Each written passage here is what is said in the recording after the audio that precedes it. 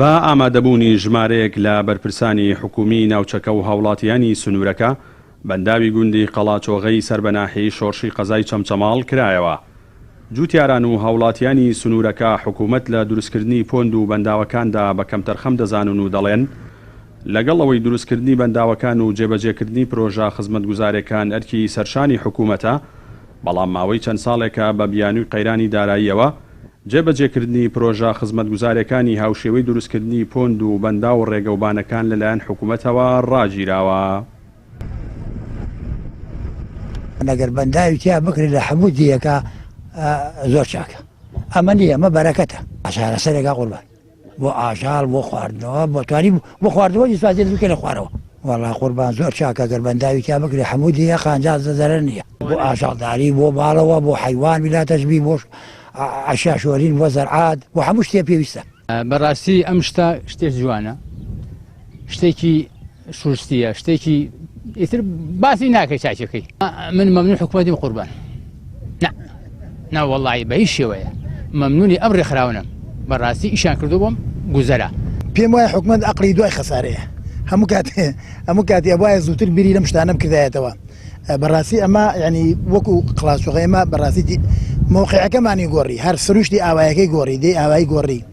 ئەو پەڕی دەستخۆشییان لێکەین بە تایبەتی من ڕێکخراوی ڕیچ لە ڕووی زراعیەوە لە ڕووی ئاژاڵداریەوە لە ڕووی باخ و باغداریەوە، یعنی بەڕاستی هەمووش ژیانمانی گۆڕیوە. ئێستا ئێمە کێشەی ئاومان نییە، لە ڕووی ئاو خواردنەوە هەیە، بەڵام کێشەی کەم ئاویمان بە هیچ شێوەیە نەماوە. هەتا لە خوارشەوە بیرەکان ئاویتیایە ئەتوانی زراعەتی لێ بکەین و دوای ئەمە شتێکی تازەیە. بە مروری زەمن ئەمانە هەمووی خۆی چوارتەرەفا بێتە دار و باخ و خەڵک ئەو بەڕیسادی لێکە. بەنداوی گوندی قەڵاچۆغا لەلایەن ڕێکخراوی ڕیچەوە دروست کراوە و بڕی 91 میلیۆن دینار عێراقی تێچوە و بەرزی بەنداوەکەش 13 مەتر و نی و درێژەکەشی 105 مەتر و پانێکەی لە خوارەوە 96 مەتر و لەسەرەوە 8 مەترە. حوزی بەنداوەکەش 120,000 مەتر سێجا و دەگرێت و سەرجەمکارەکانیشی لە ماوەی 2 مانگدا تەواو کراون. بەڕێوبەری یاودێری پارێزگای سلێمانی شوێڕایەوەی بوونی ئەم جۆرە بەنداوانەی لە ناوچەکەدا بە گرنگ زانی، بەو پێی ناوچەیەکی وشکە و پێویستی زۆریان باو دەبێت لە وەرزی هاویندا ڕاشی گەیاند. لەم ساڵدا و لەگەڵ باشتربوونی دۆخی دارایی حکوومەتدا هەوڵ دەدەن چەند پۆند و بەنداوێکی دیکە لە سنوورەکەدا جێبەجێ بکرێت.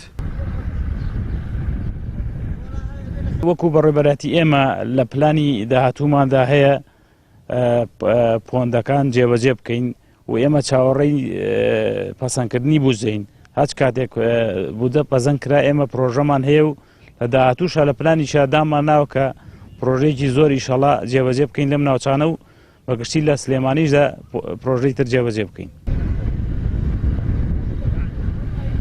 لە سنووری بەڕێوبەرایەتی کشتتوکاڵی چەمچەماڵ نزیکەی 80 پۆند و بەندا و بە جیاوازی قەبارەیانەوە بوونیان هەیە، کەدا لەو پۆند و بەنداوانە لە ساڵانی پێش قەیرانی داراییدا لەلایەن حکوومەتەوە دروست کراون و 14 پۆندی دیکەشیان لەلایەن ڕێکخراوی ڕیچەوە دروست کراون. هەروەها زیاتر لە 55 پۆند و بەنداوی دیکەشیان لەلایەن هاوڵاتیان و کەسانی خێرخوازەوە دروست کراون.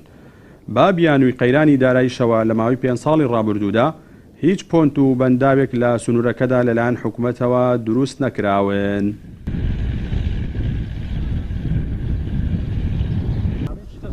جەلال جەباری، کەناڵی ئاسمانی پەیام، گوندی قەڵاچۆغا لە سنووری ناحیەی شۆڕش.